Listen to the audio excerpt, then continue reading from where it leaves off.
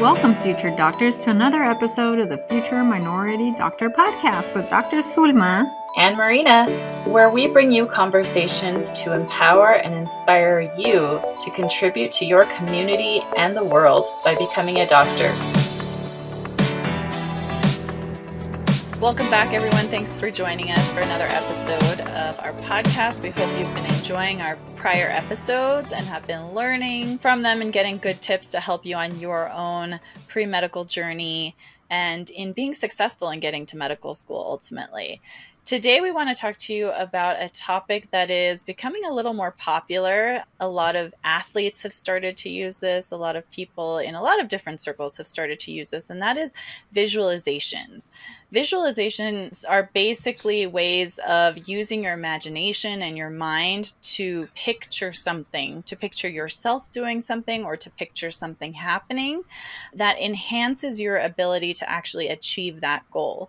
So let's say you wanted to lose 5 pounds, for example, and you knew exactly what you needed to do in order to lose those 5 pounds, right? This is just an example. Then you could actually spend time each day visualizing yourself doing those things, like going to the gym or eating the healthy meals, and then standing on the scale in a few weeks and seeing yourself down 5 pounds, right?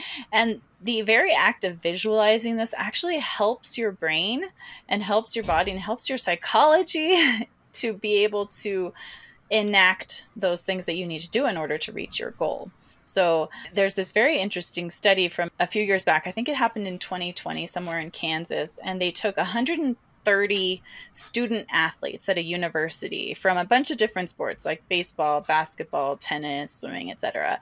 And they divided them up into two groups. So one group was the control group, and they just did a typical performance and weight training course. And then they took the other group and they did not do the course. They were just assigned to do at least 5 minutes a day of visualizing themselves lifting heavy weights. And at the end of 3 weeks, Dr. Z, guess which group was actually able to lift heavier weights? The ones with the nice mental energy. Exactly. Yeah, so it's kind of surprising because one group was actually taking this class that was helping them learn how to condition and was actually, requiring them to do some weightlifting. The other group just did their normal workout and activities, but just added 5 minutes or more a day of these visualizations of them lifting heavy weights. And they could do it at any time. They could do it in whatever way they wanted, but they were just told to close their eyes and picture themselves lifting these heavy weights. And at the end of it, the control group was able to lift 5 more pounds compared to their baseline at the beginning of the study. And the visualization group was able to lift 10 to 15 pounds more on average compared to their baseline measurement. So isn't that pretty cool that just by using the power of your mind, you can actually enhance your ability to achieve your goals? Dr. Z, have you ever used anything like this in your own life? Yes, I have. But before that, and along those same lines, it's interesting. I'm not a huge boxing fan for the sport, but I come from a family. It's Mexican and Puerto Rican, so they love boxing, right? So it's always Mexico versus Puerto Rico, right? But anyhow, my husband actually talks to me a lot about Ali, right? One of the greatest boxers. And a lot of the messaging he gets from being a good fighter, he said it's mostly the mind. It's mostly the mind that controls it. So it's interesting because as you're saying this example, this study, this is who I thought about. So there are some athletes that actually would practice more of that mental strength before they went out there to perform. And they said it actually makes a huge difference. So I thought that was interesting. But for myself, yes, it's hard sometimes with how life is and how busy, and I have 100 things to do and I'm taking care of 2 kids. But I feel like when my visualization comes is probably when I'm running. I like to run outdoors. And as I'm running outdoors, I look out into the mountains, and that's where my visualization happens of where is my future, where I'm trying to go, what I'm trying to do to help me get there. Because you have to kind of leave this imprint in your brain. And I've tried it a couple times too with my son. My son plays golf, and we've had a couple of times where we're in the car before and we do a little exercise, because I always say your mind and your attitude will determine your direction of how things go in life. It all starts right from the beginning. So if you stop and think about what's going on in your mind and you change that, usually you'll see that things go better. And he's made some connections here and then that he'll tell me, oh yeah, I was smiling more, I was happier more. And I said, yes, all that positivity tells your brain that you are good enough and to do things. So here and then I do that. Excellent. And I love that. Yeah. What a gift for your kids to be learning that so early in life, right? Those Yeah. lessons. Yeah. That's awesome. Yeah, there's a story I also read recently from the New York Times about one of the members of the US freestyle ski team in the Olympic Hmm. team. Her name is Emily Cook, and she did a nice little video for the New York Times where she talks about how before each jump, she actually visualizes herself. And she gave this really interesting detail that she doesn't just visualize herself going down the run and doing everything perfectly. Part of the way she visualizes is actually imagining some of the obstacles. So she can, visualize an example where she's going down the run and then suddenly something unexpected happens. And how is she going to react to that, both physically and mentally? How is she going to calm herself down so she can keep going with confidence, right? And then all sorts of different obstacles. So she doesn't just visualize the perfect run, she also visualizes how she's going to face mistakes that happen or obstacles that happen. And I thought that was brilliant, because that's another skill that we can apply to visualizations, is not just visualize ourselves doing the thing we want to do perfectly, but also visualize, what if this happens? What if this happens? How am I going to handle it in a positive way that is Hmm. still going to help me get to my ultimate goal? Right. So Yes. I thought that was Yeah. really cool how she explained it. Yeah, with the game of golf, I never golfed before, by the way, everyone. I'm new to Uh-huh. this. My Yeah. husband's the one that likes it. So with golf, with the kids, with my son, he plays 9 holes. So you get 9 tries basically to have a good run, right? So it's teaching him that first hole, sometimes it goes horrible.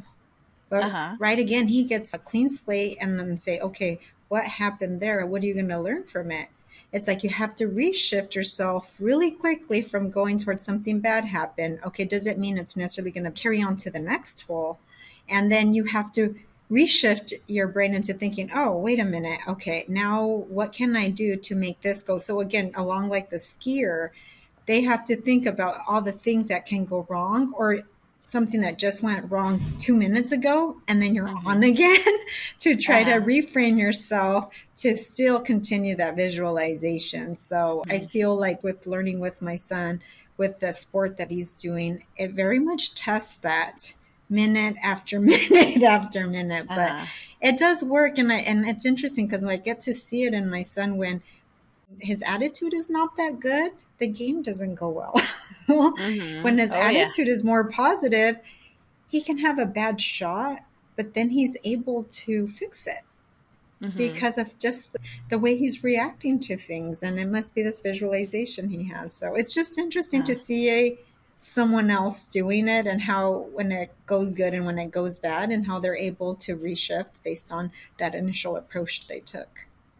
Yeah, definitely. Yeah. I love using visualizations with my pediatric patients. This is something that I started incorporating a couple of years ago when I started taking courses in pediatric clinical hypnosis.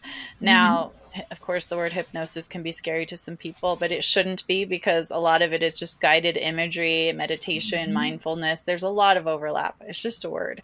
But essentially, what I do with kids sometimes, actually often, depending on the thing they're coming in with, is teaching them how to use these, I call them imagination exercises for the young kids, because that's really what it is. It's just helping them to learn how to use their imagination in positive ways.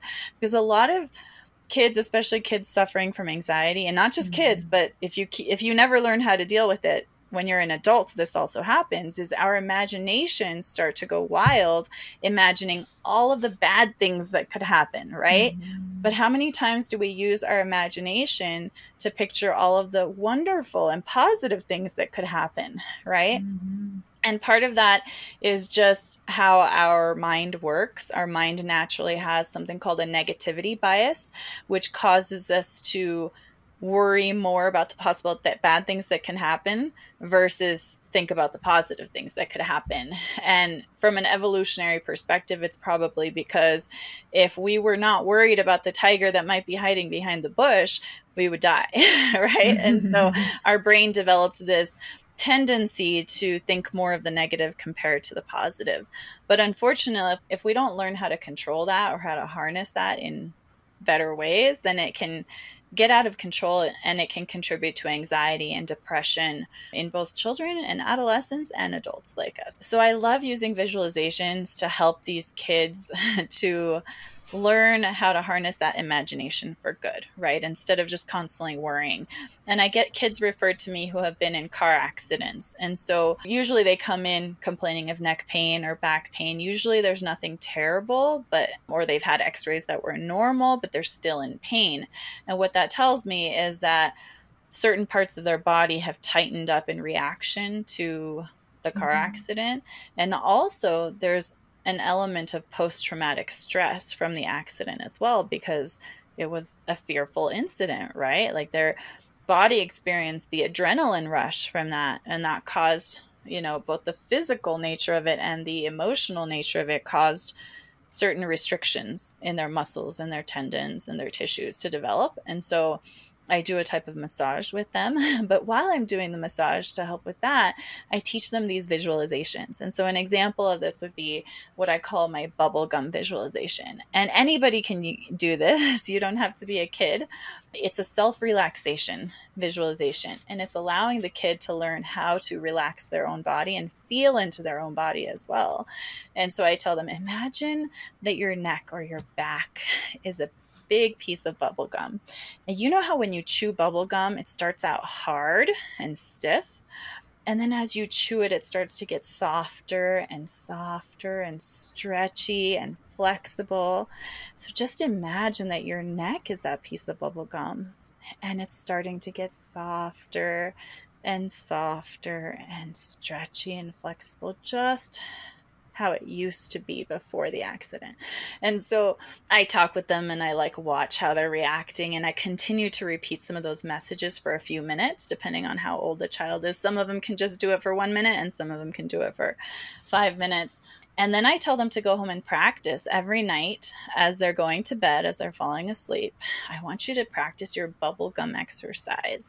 It's going to help your body feel so relaxed and so nice, and let go of all that toughness that happened after the accident. It's going to go back to feeling soft and stretchy and flexible. And I keep repeating kind of those positive words. And it's so fun to watch the kids, because even if they don't close their eyes, which a lot of kids don't close their eyes during visualizations, depending on the age. The young ones tend to keep their eyes open. The older ones tend to close their eyes. You can see the imagination at work. Sometimes their eyes are fluttering. You can see that they're really in that imagination zone, and that's really cool. And I have such good results with this massage that I do combined with these visualizations. After just a few sessions, usually their pain is resolved. And so that's so cool, because they're not just learning something that's going to help them for that incident, they're also learning something that's going to help them for the rest of their life. The fact that they have the power within their mind and body to relax and to release tension, right? Mm-hmm. How many of us, after a stressful week of finals or studying or something that happened in our family or relationship, we feel that shoulders, that neck, or head, we start to get headaches, right? Headaches are at least in part because of all that tension running through our shoulders and our neck, and that can compress those nerves in those areas and lead to migraines and lead to tension headaches. So it's really cool. Do you have any patients you think could use those sorts of things, Dr. Z? I think every patient, if we had more time. I know. Yeah. But I just feel a lot of, and increasingly, I'm sure you've seen it every year that we're practicing, we're just seeing more and more of the need for things like this to help relieve a lot of depression, anxiety, and so forth. Mm-hmm. And it takes us time to be able to learn how to practice these relaxation techniques. And our mind really does control all the rest of our body and what we feel. That I Mhm. strongly 150% believe. Oh, yeah. Yeah. In fact, if you learn more about the topic of pain, it's Hmm. said that something like 90% of pain originates in our brain, right? Like, Hmm. so some pain, of course, like if you burn your hand, right? There's Yeah. tissue injury from that area that then Yeah. leads, your pain receptors to your brain. But really, a lot of pain is in our mind. And so because we have the power to learn how to control our mind, the more we learn how to do that, the more we can modulate our own pain, our own emotions, our own Hmm. physical sensations. And in the world of pediatric hypnosis, these types of visualizations have actually been shown to help children to manage their own pain, whether it's from migraines, whether it's functional abdominal pain. They've even been shown to help with things like inflammatory bowel disease, Hmm. decrease the severity, and all sorts of other conditions. So it's really cool how powerful your mind is if you train it and you learn how to harness the power of your mind. So let me go over another example, and this is one that I use with kids, but anybody can benefit. I use it with teenagers and even adults too. It's called the happy place visualization. If you find yourself getting stressed really easy, getting worried really easy, always kind of being or feeling like you're stressed or tense and you just can't relax, this is a really, really good one to try for yourself. And it's really easy. You just get in a chair or lay in your bed or on the sofa, get your body in a relaxed position first. And then I recommend closing your eyes, because by closing your eyes, you just reduce the amount of external stimulus and the amount of distractions. And then you're going to, in your mind, you're going to just visit your happy place. It can be anywhere. For me, sometimes it's under the ocean, scuba diving. Sometimes it's in a beautiful forest or near a lake, or sometimes it's in my own house or in my garden on the hammock. So your happy place can be anywhere you want it to be. And I even tell people it can be real or it can be imaginary, right? I tell kids it could be on the moon. You could go to the moon, right? Just wherever. Or if maybe you've never been to Disneyland. A lot of kids love to go to Disneyland in their imagination, even though they've never been there. So you can go anywhere that evokes feelings of happiness, of safety, of calm. And so in your mind, just think of this place, imagine it, and notice everything that you see, everything that you hear, everything you can touch and smell and even taste in this happy place.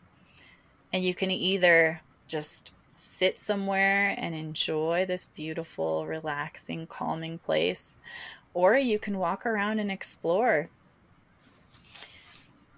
And then you just spend a few minutes in your happy place. You engage your imagination, all those senses, the things you see, hear, smell, taste, touch, right? In your imagination. For some people, it's really easy to see a place in their mind. For other people, they're not that visual. And so they can focus more on the sounds or on the feelings of the place. And whatever works for you is fine, right? Just doing this of going to your happy place for a few minutes a day. It could be as you're falling asleep. It could be when you're waking up in the morning. It could be in the shower. It could be while you're driving. Oh, don't close your eyes, of course, but you could still think about your happy place while you're driving. Just doing that for a few minutes a day, it helps your nervous system to go from a state of fight and flight and stress to a state, a parasympathetic state, which is like rest and digest. And especially if you have trouble sleeping, doing this before you fall asleep can be really, really therapeutic. And what I tell kids, some people will do it once and they're like, I had trouble doing it, or I didn't imagine that much. I don't know if it's going to work for me. Well, it's just like anything else. I tell my kids, the more you practice, the better you get. The more you practice, the better you get. And I reinforce that every time I see them. Oh, you're getting so good at this because you're practicing. Isn't that so cool how the more you practice, the better you get, right? And it just reinforces that. So give it at least a week of trying this and notice how you're able to downregulate your nervous system and enhance those feelings of calm and peace and safety, right? And your happy place can be the same place every time, or it can be a different place every time. It's really just training your mind to use that imagination for good instead of for Mhm. worry and stress and all of those bad things. And the more you do it, the more you actually strengthen those neural connections in your mind that are helping you to downregulate your whole nervous system. So, where would your happy place be, Dr. Z, if you were to go there right now? Oh my gosh. For me right now, I think it's sleeping. Yeah. No, but Uh-huh. honestly, there are times when I'm driving and I'll think about moments in my past. Mhm. Usually it's somewhere I've traveled and being Yeah. around close friends that I have. Hmm. And I'll remember those times where we were together, Hmm. and then I just start smiling without even thinking about it. But I Yeah. really enjoy that moment because, like you said, I feel like there's no heaviness there. There's Hmm. just laughter there and happiness. And those moments were so special. So I do that, I think, often when I'm driving. I try to think about those and just live in that moment for a little bit Hmm. of times. But do I have Yeah. a happy place right now? I don't know. It just depends. I think a lot of times I love traveling. So I like to think about places that I've gone to that when I've arrived there, it's brought a sense of peace. One Hmm. being specifically, I would say when I went to the Alps in Switzerland, Oh, it was nice. absolutely amazing. It was there was snow and it was just quiet, and this was over 20 years ago, but I can Uh-huh. still like almost breathe and smell the Nice. air, and just it was just one of those calming places. And I remember when I got to the Mhm. top of the mountain, I was with a friend and I said, "It's so peaceful here. I feel," Uh-huh. and I'm, not everybody's religious, but I'm like, I feel God's presence here. He just took a Uh-huh. little bit of extra time building this Yeah. beauty. Oh, that's amazing. Yeah. Yeah. So, And that's so cool how you just think about it and you can yeah, actually like smell and I feel can. like it's all those senses that get engaged. And Yes. so the more senses you can engage when you do this happy place Hmm. visualization, the more powerful it will be. And of course, like I said, not everybody's visual, so just engage whatever senses feel good to you and whatever you're able to do. Yeah. What's yours? My happy place, often it's under the ocean, like in a kelp forest or coral reef or whatever, right? I just go from one to the other in my imagination because my imagination, it can be both the kelp forest and a coral reef, right? But sometimes I go to just like a quiet forest near like a creek or a lake as well. I Hmm. like nature, a quiet, peaceful place with sounds of nature is usually my happy place. Yeah. Yeah. I'm out of curiosity. Have you been scuba diving before, or is it I just have. your? Oh, you have. Okay. Well, Yeah, I I didn't know if you have. were like the kids. I'm going to imagine I'm there. I know. I Okay. learned how to scuba dive. Yeah, like I think it was right before med school sometime in college I learned, but I haven't been enough, so I want to go back. Anyway, Oh, very neat. so another, I'm going to teach you two more quick visualizations. Another one is called the body scan. And this is also really good for helping you to go to sleep and kind of turn things down when you're getting ready to go to sleep. And also just calm yourself whenever you're having a really stressful day. It only takes a minute or two, but you can do it for longer if you want. I do it sometimes when I don't have very much trouble falling asleep, but occasionally when I have a lot of thoughts running through my mind and my whole to-do list running through my mind, what I'll do is I'll get a piece of paper, I'll write down the urgent things that I don't want to forget. I'll just lay in bed and imagine that like a calming, peaceful light is entering my body from the top of my head. And then very slowly it's going down. And as it goes down through my body, through my scalp, to my ears, eyes, face, mouth, into my neck, shoulders, as it goes down, that light is filling it and is causing everything to just relax. And with every breath, I just kind of feel those muscles relax and that tension just release. And visualizing that light kind of going through my body, or you don't even have to visualize the light. You can just imagine all of those parts of your body releasing tension or relaxing, and just one body part at a time, going from the top of your head slowly, slowly all the way down to your fingers and your toes. And Mhm. it's really nice because it just gives your mind something to focus on while enhancing those feelings of relaxation and calm and giving your body permission to let go of the tension and the stress from the day. So it's a way of consciously choosing to do that and down regulating your nervous system, going from Mhm. a fight or flight to rest and digest state. Mhm. And so I do that sometimes when I'm falling asleep, and it really is helpful. Do you ever do anything like that, Dr. Z? Yeah, so I got an exercise from the Calm app. You've probably Uh-huh. heard of it. And it was to fall asleep. And it was focused very much like the body scan.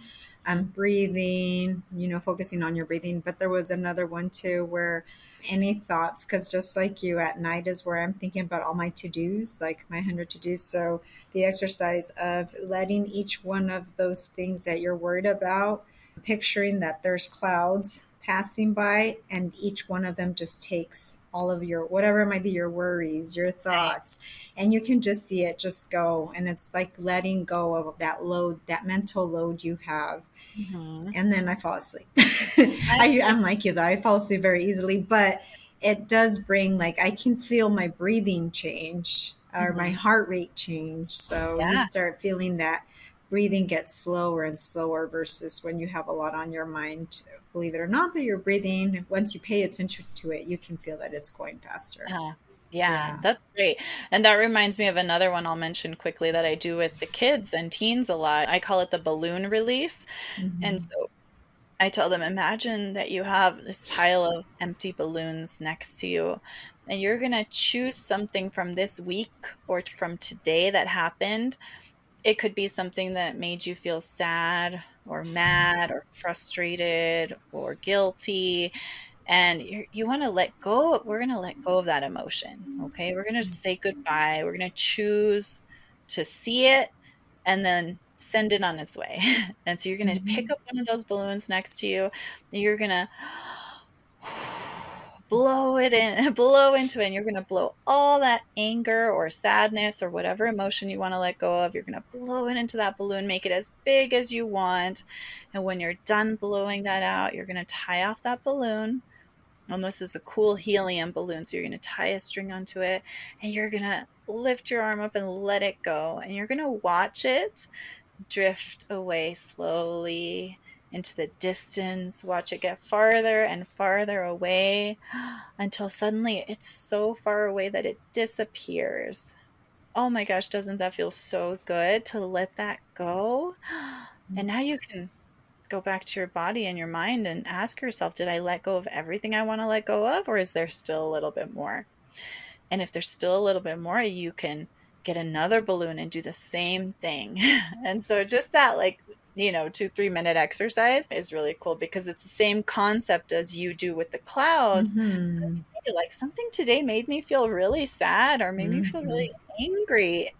And holding on to that emotion is not serving me. So I'm Hmm. going to make the conscious decision to let that go, right? And that visualization can really help enhance those feelings of like letting go and being like, you know what, I Hmm. need to move on. I have other things to focus my energy on. I'm going to choose to let that go. So I love that one too. That's Um, awesome. I'm going to use that for my kids. and it can be like with one kid, I did a soccer ball because he really liked soccer. Oh, And I yeah. said, okay, you're going to pump up that ball with that emotion. You're going to kick it as far as you can until it disappears into the distance, right? So it can be anything similar to that. Mhm. Very Uh, neat. for pre-meds, I think one of the topics where visualizations can be really, really useful is the area of test taking. A lot of people suffer from test anxiety. I know I did as a pre-med. How about you, Dr. Z? Oh, 100%. I think if I were able to take off the anxiety piece, I would have performed better. Oh yeah, me too, for Yeah. sure. And so with tests, you can also use visualizations. And you can do this in a lot of different ways. Kind of like that freestyle skier that I mentioned Mhm. earlier. You can imagine yourself on test day, like sitting down, imagine all the details that you can. Imagine what you're wearing, imagine what the temperature of the room is, imagine what the paper looks like or the screen looks like in front of you, imagine how many people there are around you and what those people look like and what they're doing. Imagine all the thoughts that might be running through your head. Imagine what your heartbeat feels like, what your breathing feels like. The more you can really imagine yourself taking that test and being in that space, the more you can work on shifting that from a negative experience filled with anxiety and worry to a positive experience filled with confidence, filled with empowerment, right? And so if you're going to try to work on test anxiety for yourself, the happy place is a really good place to start. What you can do is, okay, I'm going to calm myself down just by going to my happy place first. And then I'm going to take all those positive feelings I got from my happy place and transfer them over into my test, right? That place where I'm taking the test. And the more you can work on that and imagine, okay, what's going to happen if there's a distraction? What's going to happen if I get to a question that makes me really nervous because I have no idea what the answer is, right? What am I going to do if I run out of time? What am I going to do if this? And the more you can imagine those situations, just like that freestyle skier did, the more you can help yourself perform better on your actual test day.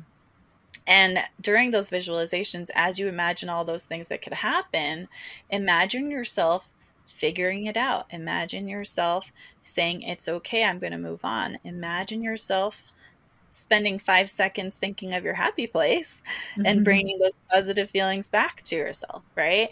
So anything that you can do, imagine yourself taking a few deep breaths and helping your heart rate calm back down. Imagine yourself doing whatever it is you need to do in that moment to feel confident, to feel empowered, right? And to feel that like, I am going to do the best I possibly can do. I'm prepared.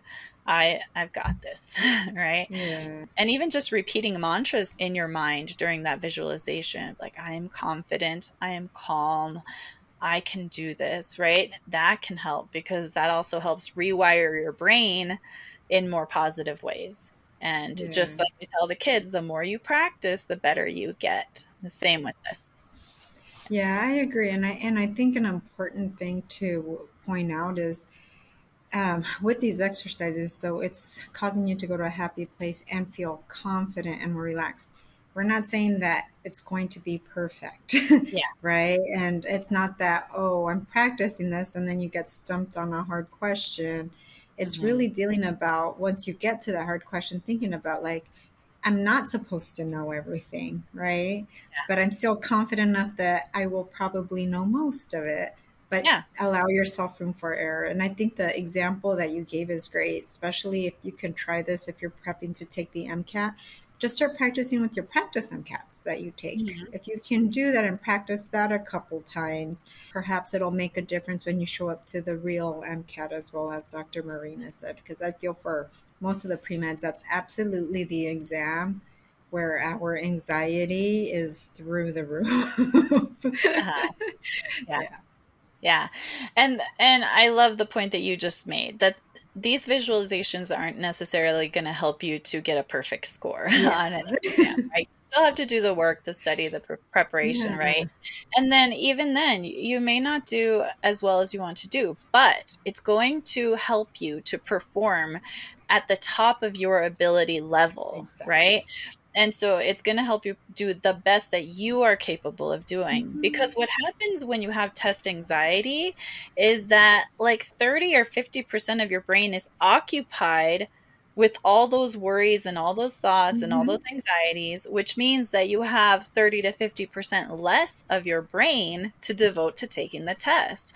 And so Mhm. what these visualizations do is they help to reduce the amount of energy in your brain that is going towards worries and increase the amount of energy and brain potential that's going towards focusing on the test. I remember, I think that definitely affected me when I was in college and med school because I would you're taking a test and you're around all your classmates, and like part of my brain was occupied worrying about, oh, they know more than I do, and someone else finished already and I'm only halfway through, and all of those things, right? And oh my gosh, I'm the only brown student in the room, I don't belong here, and like all that stuff. If I had learned how to do visualizations back then, I could have reduced the number of those thoughts that were going through my head while I was taking a test and been able to focus more of my mental and cognitive energy on remembering the things that I had studied, right? Because it wasn't like I hadn't studied.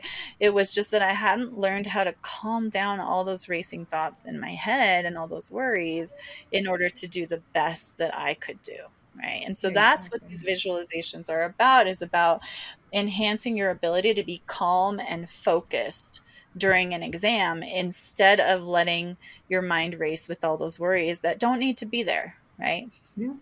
Yep. It's turning down that background noise. Exactly. Yeah. Exactly. That's So, exactly what it is. well, we've given you some ideas today on some visualizations that might help you. So feel free to play with them. Feel free to practice them. We went over that bubblegum visualization, the body scan, the happy place, the balloon release, and finally that test taking one. So play with it, practice as much as you want. Like I tell my patients, the more you practice, the better you get. So have fun with it and see if it helps you with your own success on your journey to medical school. Peace and love, everyone.